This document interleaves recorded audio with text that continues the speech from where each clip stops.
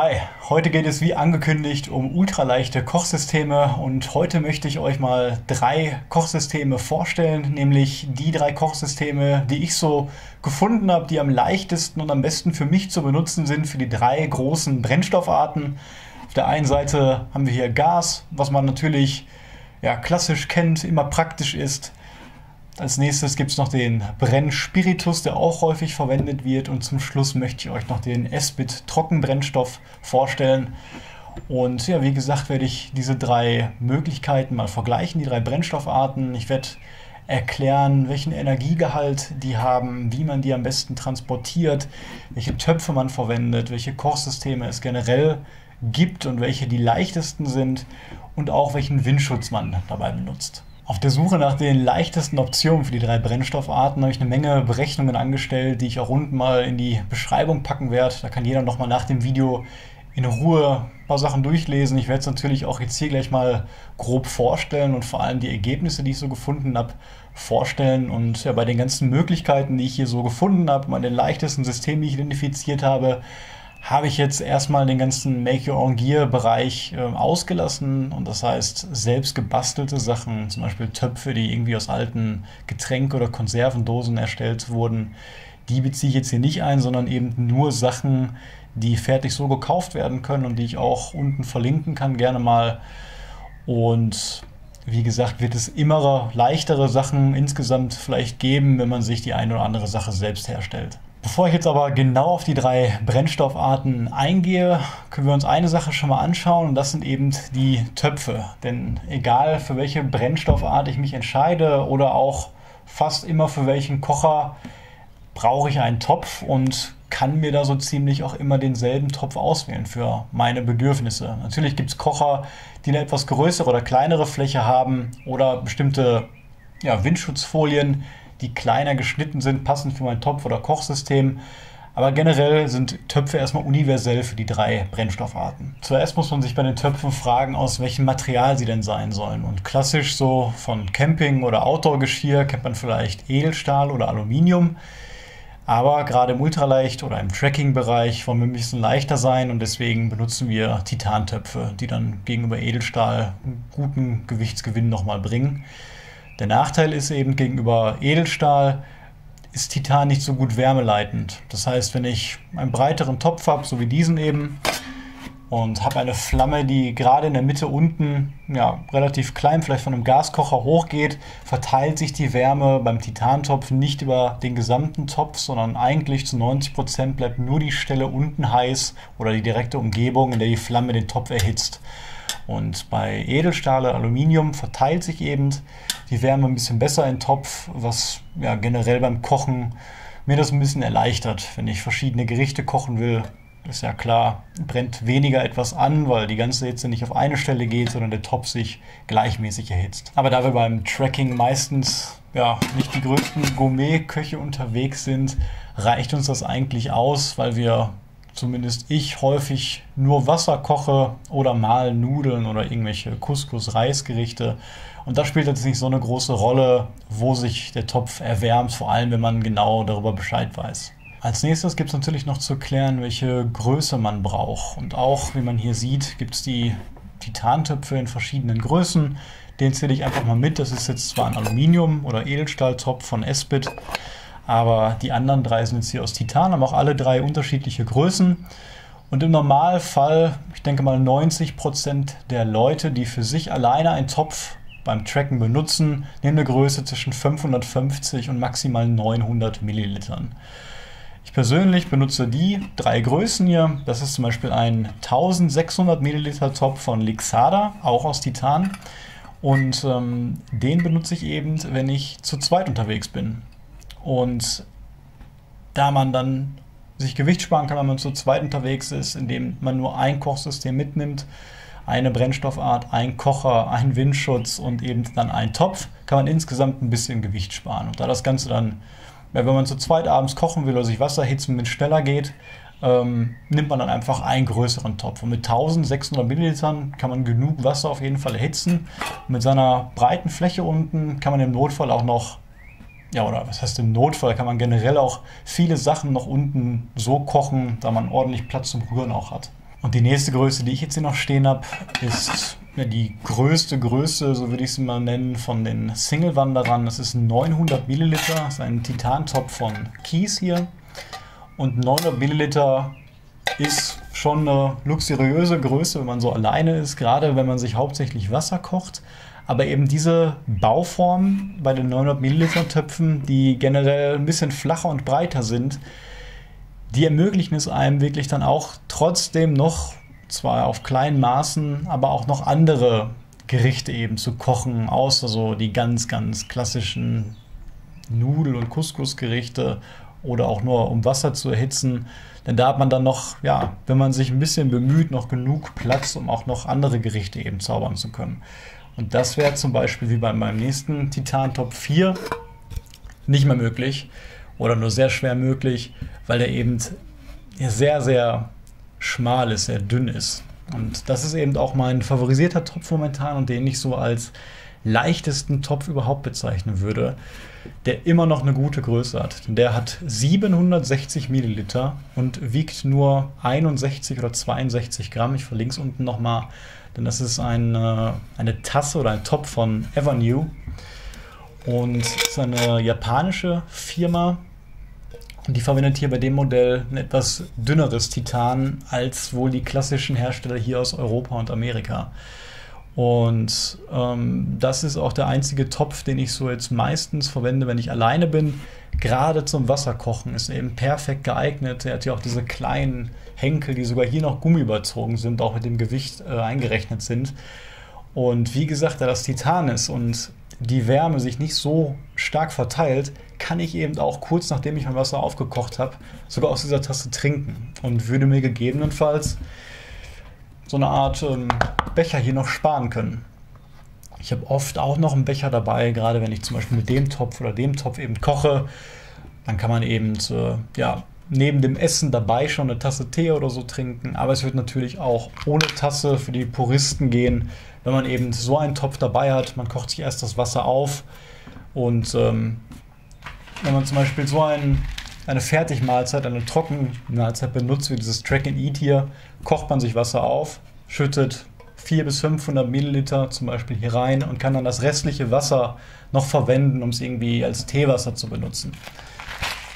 Und dafür ist der Topf hier für mich auch momentan so der beste, den es auf dem Markt gibt, weil er eben immer noch ein großes Fassungsvermögen hat, 760 Milliliter und trotzdem so ein geringes Gewicht. Und da sehe ich auch für mich jetzt keinen Grund, noch auf den kleineren Topf von 550 oder sogar noch weniger Fassungsvermögen zu wechseln. Hier hätten wir jetzt nochmal ein Beispiel für einen kleineren Topf. Das sind jetzt, glaube ich, 550 oder 600 Milliliter. Wie gesagt, Aluminium oder Edelstahl ist jetzt sehr schwer in dem Bereich, aber so wäre das dann eben von der Größe und wie man sieht, kann man da schon sehr wenig mitmachen, eben außer vielleicht eine kleine Notportion kochen oder Wasser aufheizen. Worüber man sich auch noch Gedanken machen kann, ist eben, wenn man schon weiß, welches Kochsystem man hat oder wie man kochen möchte, dann kann man eben darauf achten, dass das Kochsystem, was ich benutze, auch in meinen Topf passt. Wie gesagt, erkläre ich die Kochsysteme, die ich hier ausgesucht habe, gleich noch im Detail. Aber wenn ich mich wie viele für Gas entscheide, habe ich da, wie man sieht, verschiedene Größen. Nehmt die ganz großen 450 oder in dem Fall 445 Milliliter Gaskartuschen, die mittlere Größe mit 230 Gramm Gas und die kleinen mit 100 Gramm. Und gerade die 100 Gramm Gaskartuschen, die passen zum Beispiel auch perfekt in diesen Topf von Evernew rein, sodass ich das Ganze dann inklusive meinem kleinen Brenner und vielleicht noch ein Feuerzeug hier super verstauen kann. Und bei der Nummer größer, bei den 900ern, da wird dann eben sogar perfekt eine 230 Gramm Gaskartusche reinpassen. Also das hängt dann auch ein bisschen natürlich mit der Tourlänge zusammen und welche Gaskartusche man verwendet oder generell welches Kochsystem man verwendet, welchen Topf ich dann nehme.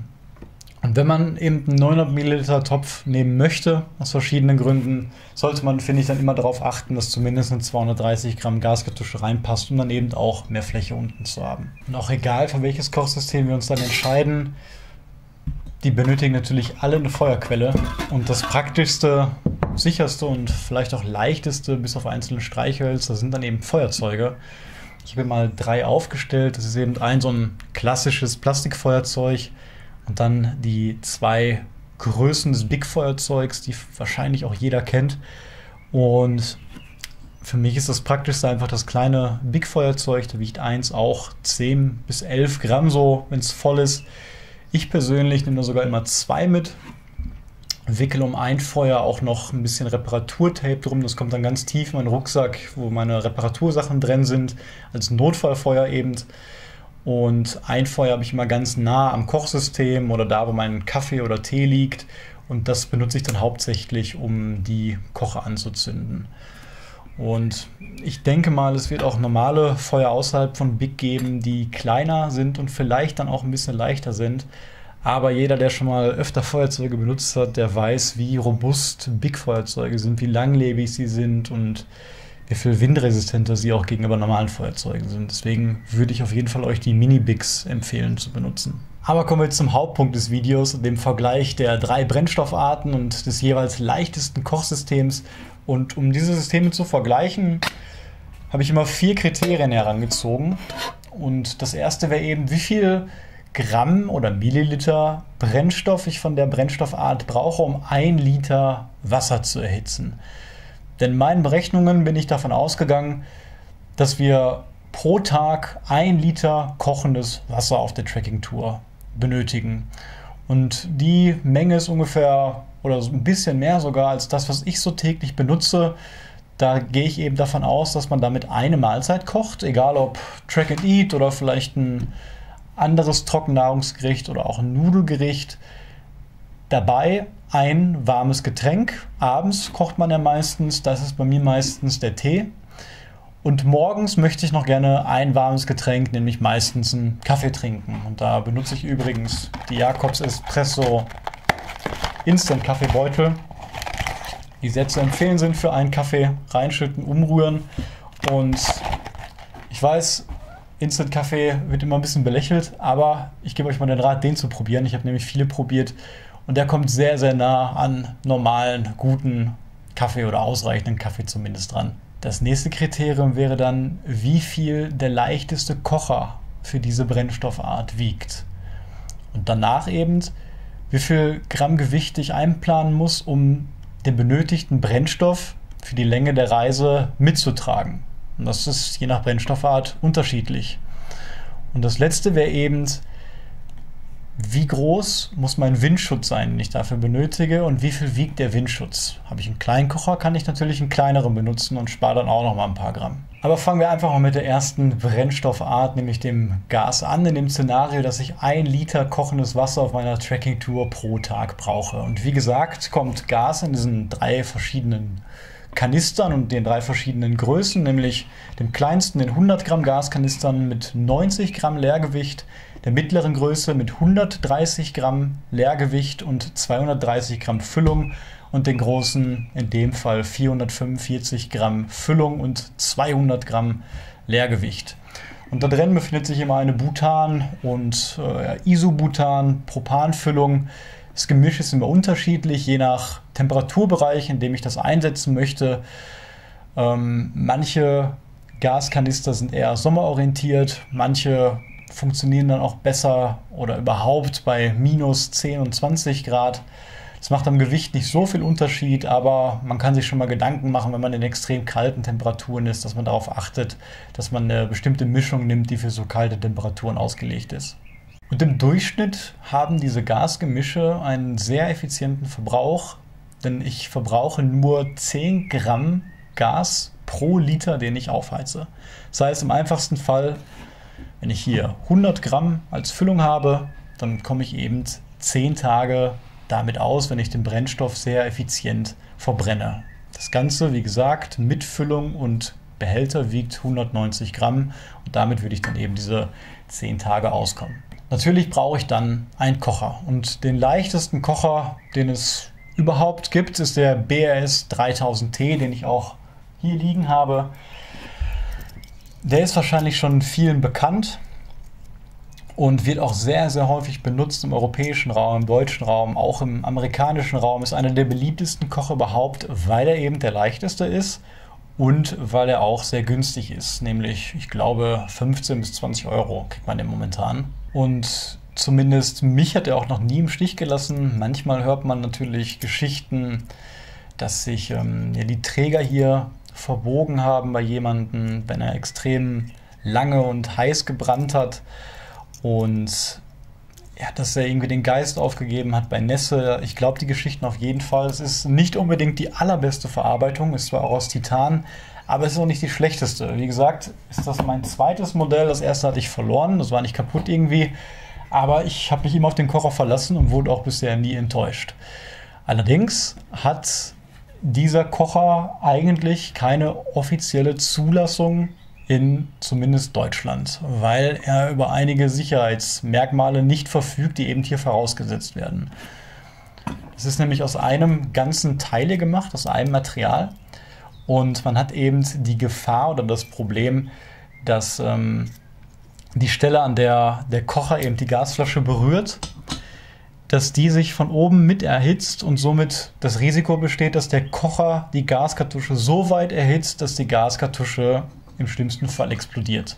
Das ist ein sehr geringes Risiko im Normalfall, das aber unter den richtigen oder falschen Bedingungen durchaus passieren könnte. Wenn ich eben eine starke Sonneneinstrahlung direkt auf die Gaskartusche habe, wenn ich den sehr lange anhabe mit diesem Kocher, sehr lange damit brenne und dann im schlimmsten Fall noch einen Windschutz drum habe, der eben ja als eine Art Kamin dient und die Hitze noch in dem Windschutz selber brennen lässt und das reflektiert auf die Gaskartusche, dann kann da schon was passieren. Also man sollte zumindest, wenn man sich entscheidet, diesen Kocher jetzt zu benutzen, ich möchte jetzt auch nicht unbedingt dazu aufrufen, den zu benutzen, weil eben, ja, der nicht hundertprozentig sicher ist, kann man ruhig so sagen, muss man sich zumindest diesem Risiko dann bewusst sein und im Hinterkopf haben, dass man eben in dem Fall dann die Gaskartusche nicht in der Sonne stehen lässt und ein paar Sachen eben beachtet. Ich will aber auch keine Angst machen, diesen Kocher zu benutzen, weil eben die Fälle, wo jemals was mit dem passiert ist, fast überhaupt nicht dokumentiert sind und die, wenn überhaupt, sehr, sehr selten passieren. Wenn man da allerdings auf der sicheren Seite sein möchte, komplett und auch wahrscheinlich eine leicht höhere Verarbeitung haben möchte und vielleicht auch eine Garantie darauf, dann kann man zu den leichtesten legalen, offiziellen Kochern greifen und die kommen von Eiffel Outdoor Equipment. Das ist einmal der Lithium- und der Titanium-Kocher. Der Lithium hat 44 Gramm und der Titanium 48. Ich habe beide auch schon mal getestet, finde beide auch super gut. Der Titanium gefällt mir ein bisschen besser sogar, auch wenn er 4 Gramm mehr ist. Der ist ein bisschen windresistenter, würde ich sagen, hat, glaube ich, dafür aber eine leicht geringere Effizienz. Ich bin mir da nicht sicher, auf jeden Fall sind es beide sehr gute Kocher. Ich verlinke die auch mal. Wie gesagt, haben die dann ungefähr 20 Gramm mehr als der BAS, aber die haben eben am unteren Stück, wo der Kocher auf die Gaskartusche trifft, ein anderes Metall. Ich glaube, das ist häufig Messing, was dann eben die Wärmeleitung blockt und somit dann eben die Wärme nicht auf den Gascontainer übergehen kann. Da bin ich dann bereit, noch ein bisschen mehr Gewicht in Kauf zu nehmen, um dafür eine viel höhere Resistenz gegen Wind zu haben und auch mein Wasser schneller aufkochen zu können. Dann kann ich zum Soto Windmaster greifen. Der ist danach so das Maximale, was ich an Gewicht für einen Kocher mitschleppen würde. Der wiegt, wenn er nur 3 Beine auf dem Kocher für den Topf hat, 67 Gramm und der ist schon in der Lage, Wasser in 3 Minuten zu kochen in den richtigen Verhältnissen. Ich würde zwar auch da wahrscheinlich einen Windschutz verwenden, der ist aber bei Weitem nicht so notwendig wie bei den anderen Kochern. Dafür wiegt er aber auch das Dreifache von so einem kleinen BAS-Kocher eben. Das nächste wäre eben der Windschutz, den ich benutze. Nehmen wir an, ich benutze die mittlere Größe, 230 Gramm. Dann sehe ich natürlich, wenn ich jetzt den kleinen Kocher auch nur drauf habe, dass das System schon relativ hoch ist und ein bisschen weit vom Boden entfernt ist. Und dann muss ich mir Gedanken machen, wie ich dann Windschutz drum kriege. Und da gibt es verschiedene Systeme. Ich verwende allerdings immer Titanfolien in verschiedenen Größen, weil die einfach am leichtesten sind, am praktischsten sind und ich keinen Nachteil darin sehe, solange man ein bisschen auf die Belüftung achtet. Und da ich eben so ein hohes System habe, kommt da auch eine, wie gesagt, größere Folie ins Spiel. Und ich benutze da auch Titanfolie meistens von Eiffel Outdoor Equipment. Das ist die Bulbul in Größe L und die wiegt 18 Gramm. Ich zeige euch mal,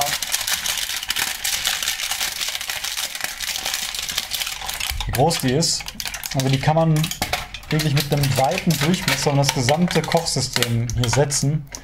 Und wie man sieht, hat die hier auch noch ein kleines Loch. Da wird im Zweifel auch noch ein Schlauch durchpassen für einen Kocher, der eben den Aufsatz nicht direkt hier oben hat, sondern erst mit dem Schlauch runtergeht.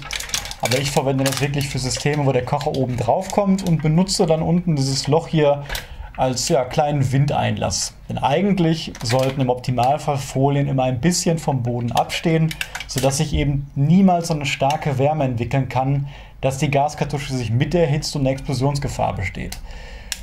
Um das zu entgehen, schaue ich mir eben an, aus welcher Richtung kommt der Wind und stelle entgegengesetzt dann eben diese Öffnung der Titanfolie auf. Also meistens sieht es bei mir wirklich ungefähr so aus, dass ich einen gewissen Abstand zur Gaskartusche einhalte und dafür sorge, dass es trotzdem noch durch einen größeren Spalt und eben durch das Loch unten belüftet wird. Die Folie habe ich bestimmt schon 100 Mal aufgerollt, also man kann das auf keinen Fall mit einer Aluminiumfolie vergleichen.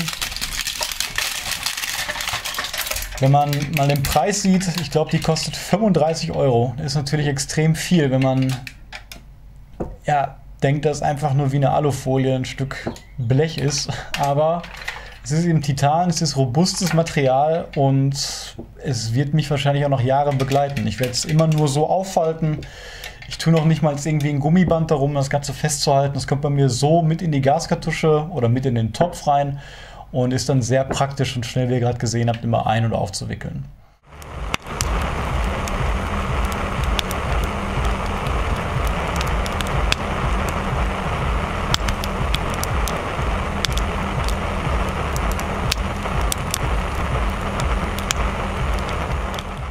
Zusammen wiegt also das leichteste Gaskochsystem mit der kleinsten Gaskartusche, die verfügbar ist, der 100 Gramm Gaskartusche, 133 Gramm.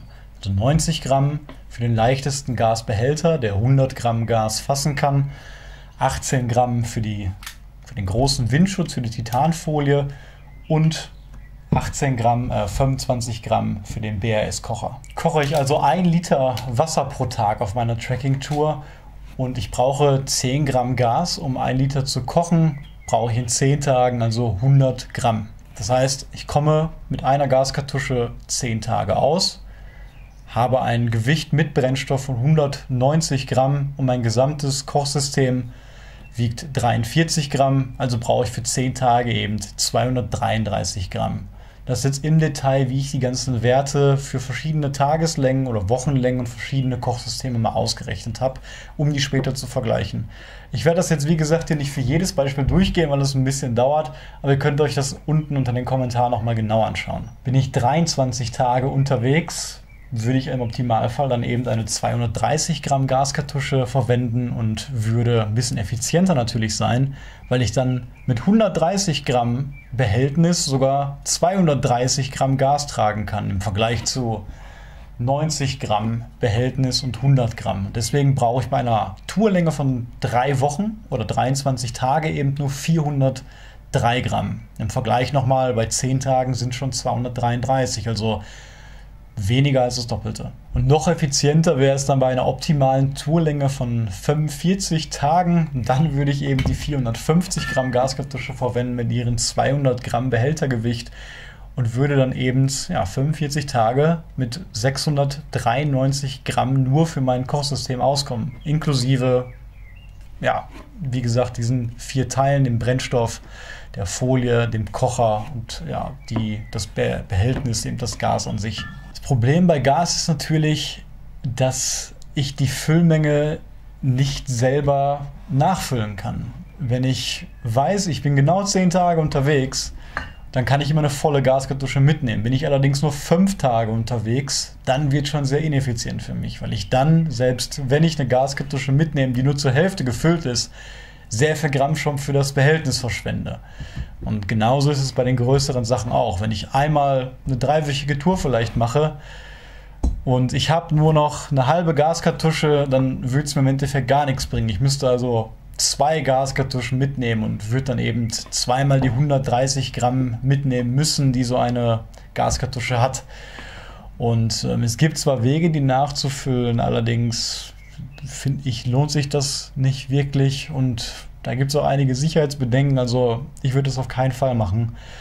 Und wie wir gleich sehen werden, haben die anderen Systeme eben den Vorteil, dass ich da ein bisschen flexibler bin.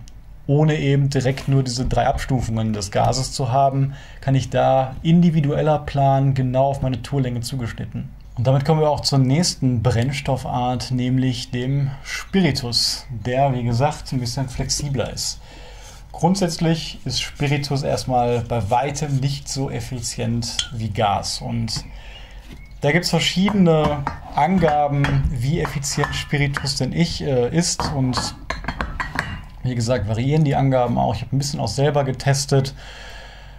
Aber ich gehe jetzt in meinem Test einmal davon aus, auch ein bisschen der Einfachheit halber, dass wir, wenn wir 1 Liter Wasser kochen wollen, etwa 25 Gramm Brennspiritus verbrauchen. Und diese Angabe kam auch so ziemlich mit dem Brennspiritus hin, den ich mir jetzt hier für diesen Test mal ausgesucht hatte. Und den werde ich jetzt auch in dieser Berechnung einmal verwenden. Spiritus kann man eben praktisch in diesen 1 Liter Flaschen kaufen und da gibt es auch Qualitätsunterschiede. Ich würde da nicht den günstigsten nehmen, denn da geht es hauptsächlich um die Rußfreiheit, wie klar der eben abbrennt und wie viel Ruß oder Rauch der erzeugt. Der hier von Robbie Rob, den ich genommen hatte, der war auf jeden Fall bisher immer sehr gut. Ich kann mich da nicht beklagen, auch nicht so teuer. Und den muss man natürlich transportieren. Nehmen wir an, ich möchte 5 Tage unterwegs sein und möchte, wie gesagt, täglich 1 Liter Wasser kochen. Dann bräuchte ich bei, sagen wir, 4 Tagen genau 100 Milliliter Spiritus. Und die könnte ich zum Beispiel in so einem kleinen Döschen hier transportieren. Das hat, glaube ich, insgesamt 125 Milliliter, ist auch gerade komplett aufgefüllt. Das ist sehr robust, sehr sicher. Es ist relativ dicker Kunststoff, dickes Plastik, ist auch von Nalgene hier. Und es wiegt, glaube ich, diese Flasche 20 Gramm, 22 Gramm. Ist halt praktisch, weil es nicht viel Platz verwendet. Aber genauso wie es auch beim Wassertransport ist ja das hier nicht viel anders, auch eine Flüssigkeit. Da kann ich eben auch von den super leichten PET-Wasserflaschen Gebrauch machen. Und falls ihr mal ein Wasserversorgungsvideo gesehen habt, da erkläre ich auch was über Trinkblasen und so, könnt ihr euch ja mal anschauen und stelle auch die leichteste Option vor, Wasser zu transportieren. Das ist bei kleinen Mengen eben diese 11 Gramm schwere PET-Flasche, die hauptsächlich auch bei Edeka verwendet wird. Mittlerweile habe ich sie auch bei Aldi, glaube ich, gesehen. Die wiegt 11 Gramm nur leer, sogar mit Deckel und die hält 500 Milliliter. Das heißt, das ist überhaupt keine Konkurrenz. Ich kann in der hier 1 Liter Wasser transportieren. Hier kann ich 125 Liter transportieren, in dem Fall Spiritus, und es wiegt genau das Gleiche. Also würde ich jetzt in dem Fall immer empfehlen, das auch genauso wie Wasser eben in dieser PET-Flasche zu transportieren. Ja, was ist der leichteste Kocher, um Spiritus zu verbrennen, und wie sieht ein Spirituskocher überhaupt aus für Leute, die das jetzt noch gar nicht gesehen haben? Zuerst brauchen wir irgendetwas, worein wir das Spiritus füllen können, und das sind eben solche Döschen hier. Die gibt es auch in verschiedenen Größen und Materialien, genau wie Töpfe, sage ich mal, und die schrauben wir einfach auf, füllen da unser Spiritus rein. Da passt auch meistens irgendwas zwischen 10 und bei den größeren, ja, vielleicht sogar viel mehr, 100 Milliliter Spiritus rein. Aber eben passt da so viel rein, dass ich eben gut damit kochen kann, erstmal ohne ständig nachschütten zu müssen. Und ich schütte das wirklich einfach rein, zünd das an und würde dann über unterschiedliche Konstruktionen dann eben meinen Topf da drauf stellen. Natürlich nicht direkt hier drauf, sonst wird es eben den Sauerstoff abschneiden, die Flamme wieder ausgehen. Aber mit einer kleinen Erhöhung funktioniert das schon ganz gut. Ich habe da manchmal noch ein Tuch in diesen Döschen dabei, um das Ganze irgendwie rußfrei und sauber zu halten. Braucht man jetzt beim Ultralight-Tracking, aber nicht zwangsläufig. Ja, und die leichteste Option, die es so gibt und die ich auch so gefunden habe, wie gesagt, ohne etwas selbst zu basteln, sind eben die Produkte von Xboil. Und da gibt es jetzt eben relativ neu auch eine UL-Variante des FS90-100-Systems. Die Zahl steht immer für den Durchmesser, den der Topf haben muss, um da reinzupassen in Millimetern. Und das sind eben die beiden Systeme. Das ist eine etwas ältere, die noch nicht aus Titan ist. Dieser kleine Zopf hier, der ist meines Wissens, glaube ich, aus ganz dünnem Titan. Auf jeden Fall ist er sehr leicht. Und dabei gibt es eben diese fertigen, dickeren Windschutzsysteme. Das heißt, da verwende ich keine Titanfolie, sondern eben diesen Windschutz, der eben sehr fest ist, sehr dick ist, weil ich dort eben an verschiedenen Stellen diese Haken hier einhängen kann. Und da drauf dann eben, oder diesen Windschutz erstmal auf den Spirituskocher stellen kann und darauf dann eben meinen Topf stellen kann. Und so habe ich direkt zwei Probleme in eins gelöst, nämlich ich habe den Abstand von meinem kleinen Spiritusbehälter unten gewahrt und gleichzeitig habe ich eben einen perfekten Windschutz, der hier sogar ein bisschen Platz lässt. Der Platz kann deutlich weniger sein als bei dem Gassystem, weil ich eben ja hier nicht die Gefahr habe, dass irgendetwas zu heiß werden kann oder etwas explodiert. Deswegen kann es schon sehr, sehr dicht sein, aber immer noch so undicht, das sieht man hier unten noch an den Luftpunkten, dass eben die Flamme nicht ausgeht, weil sie zu wenig Wasserstoff hat. Und um das Ganze einfacher zu transportieren, kann ich das System eben auch selbstständig jederzeit natürlich auseinandersetzen, einrollen und auch wieder zusammensetzen. Und so kann ich es sehr günstig transportieren. Und wie gesagt, ist das hier die ältere Version. Wie man sieht, ist die auch ein bisschen größer. Die wird dann eben für größere Töpfe passen. Aber die ultraleichte, für den Tracking-Bereich ausgelegte, ist eben jetzt diese ganz neue FSUL-Variante.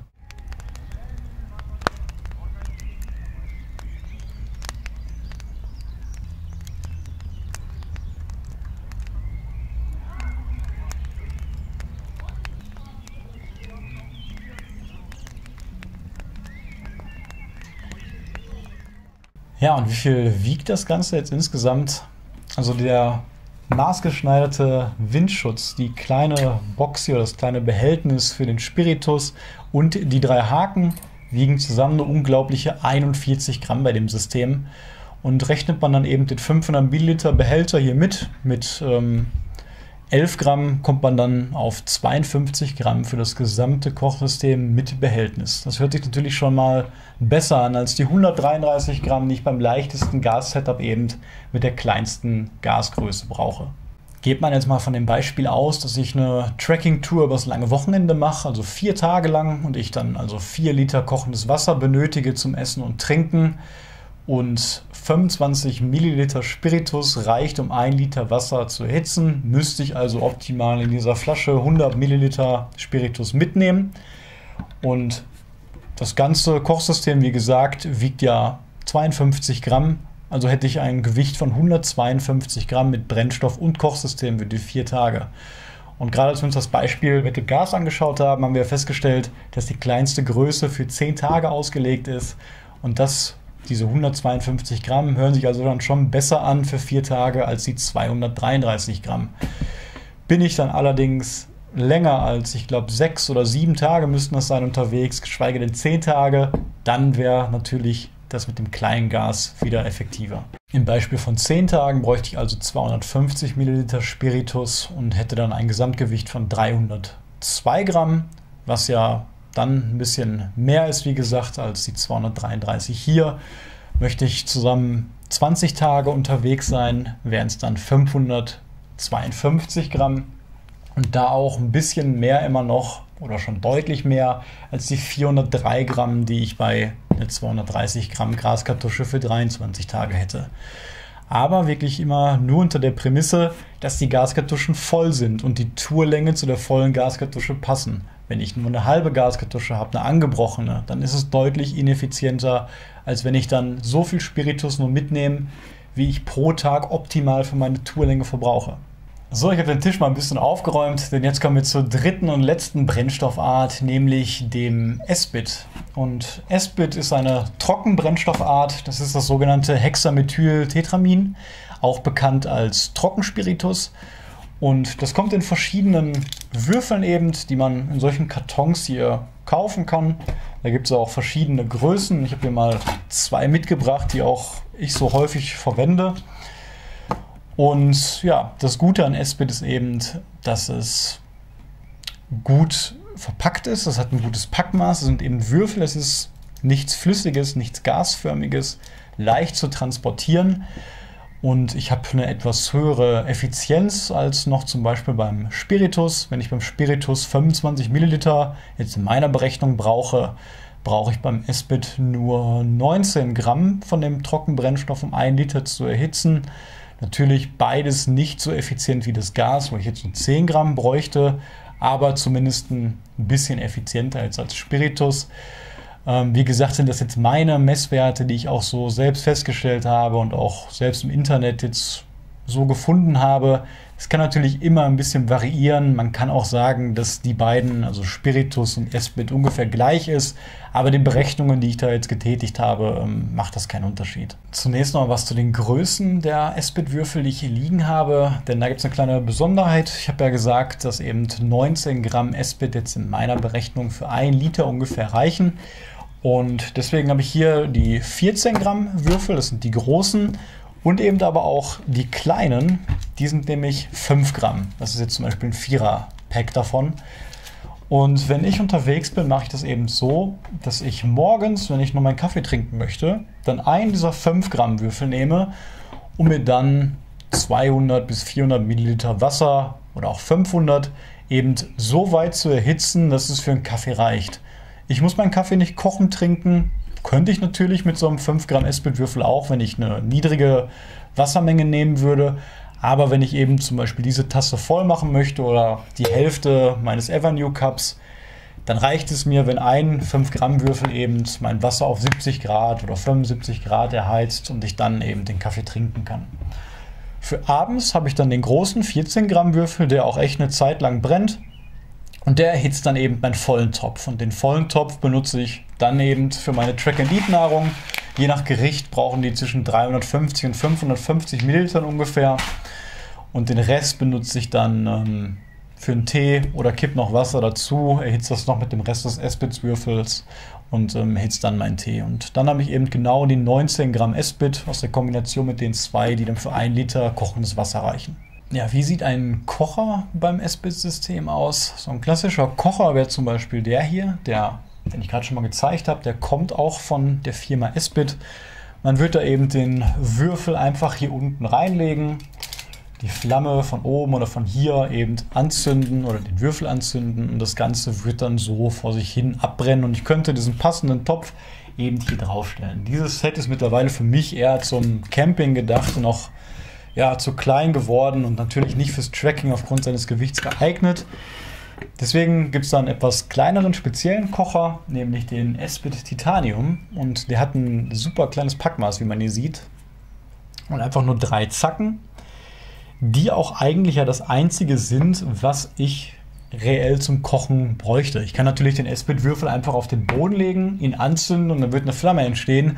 Ich brauche aber was, um den Topf draufzustellen. Und bei dem Titanium-Kocher hat man sich jetzt gedacht, okay, wenn ich sowieso schon die 3 Beine brauche, dann kann ich eben aus Titan noch so einen kleinen Erlass hier hinpacken, wo perfekt dieser Würfel reinpasst. Und das Ganze wiegt nur 13 Gramm und ich kann dann eben perfekt meinen Topf hier draufstellen und so zieht die Flamme dann auch genügend Luft. Was dann noch fehlt, ist der Windschutz und natürlich könnte man dann ebenfalls die große Titanfolie von Eifel Auto Equipment nehmen. Aber zum Glück gibt es diese auch in klein und die nochmal deutlich leichter ist, weniger als die Hälfte, nämlich 9 Gramm nur wiegt. Und die rolle ich hier auf, die ist dünner als die auf jeden Fall noch, würde ich sagen. Denn die ist ein bisschen feiner, wie man sieht. Ich habe die immer mit so einer kleinen Nadel hier festgesetzt und die ist auch sehr lang. Und die reicht vollkommen, um die eben dann um den Esbit-Kocher unten rum zu machen.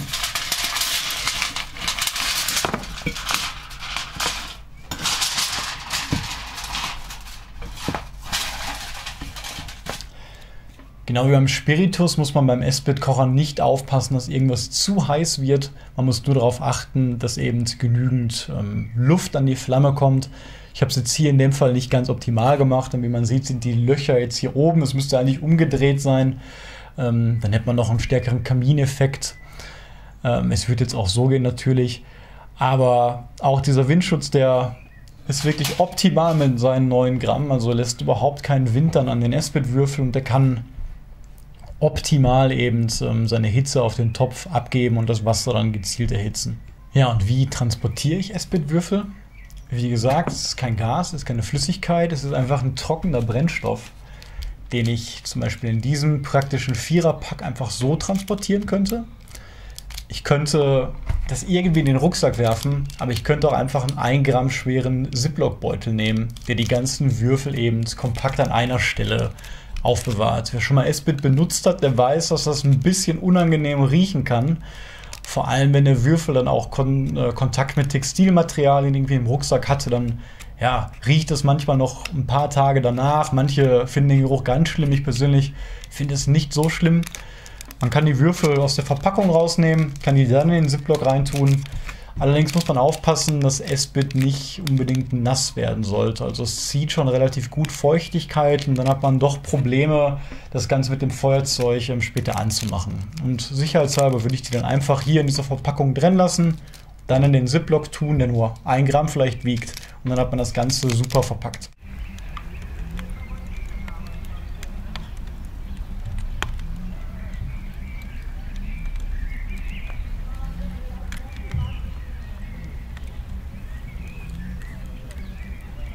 Ja, und zusammen wiegt das Esbit-Kochsystem nur unglaubliche 23 Gramm. Also 23 Gramm für den Kocher unten, 9 Gramm für die Folie und 1 Gramm eben höchstens, wenn man möchte, für den Ziploc-Beutel.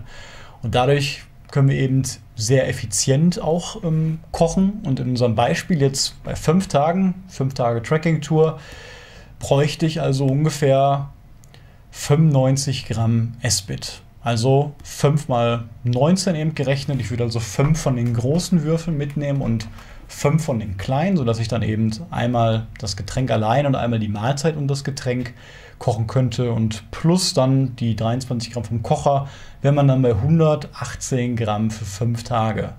Was unschlagbar ist bisher, was wir so bei Spiritus und Gas gemessen haben für die Tourlänge.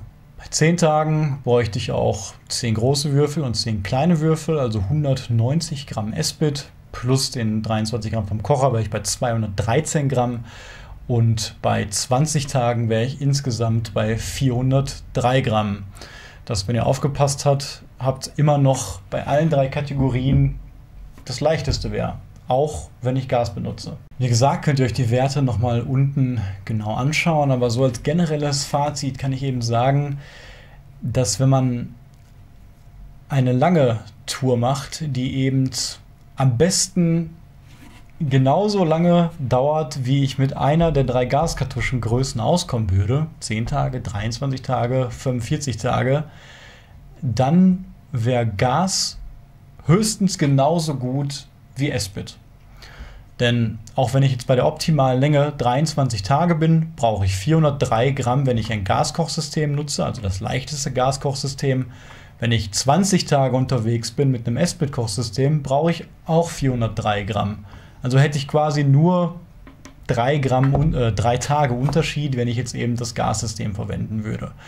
Sobald ich jetzt aber bei 15 Tagen bin, bei 7 Tagen oder auch bei, ich glaube sogar 35 Tagen oder irgendwas zwischen diesen beiden Größen, dann ist Esbit immer noch leichter, obwohl der Brennstoff eben nicht so effizient wie Gas ist. Aber als Faustformel kann man einfach, finde ich, sagen, wenn ich eine Tour mache, die unter einer Woche ist oder unter 10 Tagen, nehme ich lieber ein Esbit-System oder wenn ich möchte, ein Spiritus-System mit, auch wenn wir jetzt vielleicht gelernt haben, dass Spiritus nicht ganz so effektiv und effizient wie Esbit ist, aufgrund ja, eben des größeren nötigen Kochers, weil ich eben eine Flüssigkeit habe, auch ein anderes Gefäß benötige. Da würde sich dann Esbit ein bisschen mehr, wie gesagt, anbieten.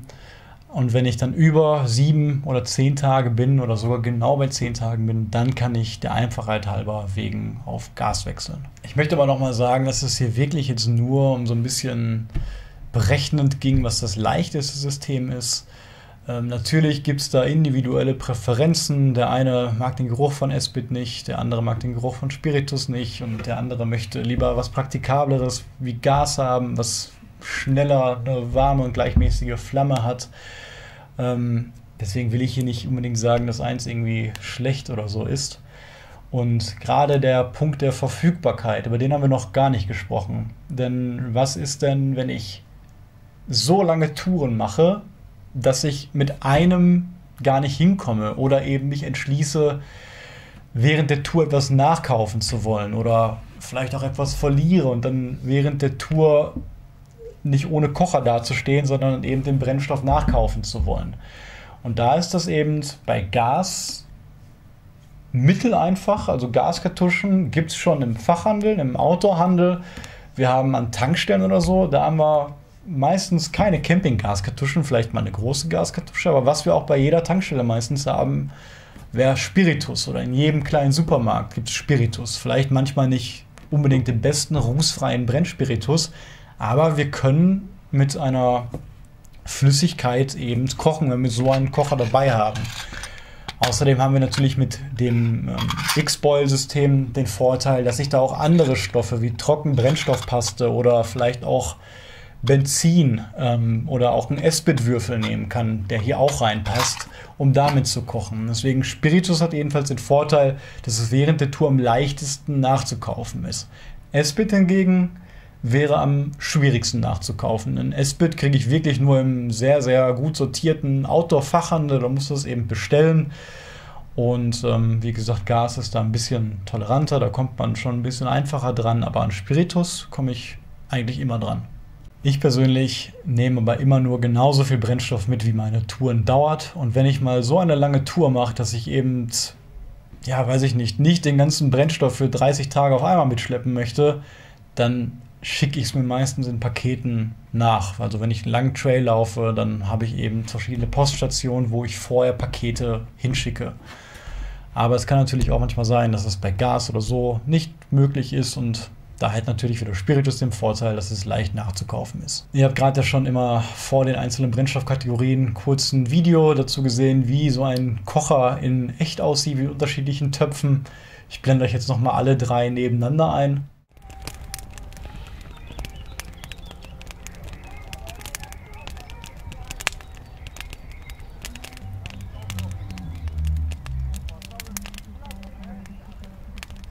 Da sieht man auch schon mal jetzt noch gut die kleinen Höhen- und Größenunterschiede und wo vielleicht auch ein größerer Topf drauf passt.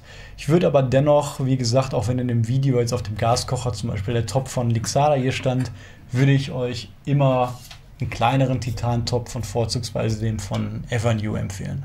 Ja, soweit ist alles gesagt. Ich hoffe, das war einigermaßen interessant für euch und ihr konntet für euch vielleicht jetzt was mitnehmen und eure liebste Brennstoffart identifizieren. Und wie gesagt, wenn ihr das nochmal alles in Ruhe angucken wollt oder auch nachrechnen wollt oder sonst was, findet ihr meine Notizen und die genaue Berechnung sowie die ganzen verlinkten Artikel, die ich jetzt hier benutzt habe, auch unten in der Videobeschreibung. Hat euch das Video gefallen, dann würde ich mich freuen, wenn ihr mich abonniert. Bis zum nächsten Mal.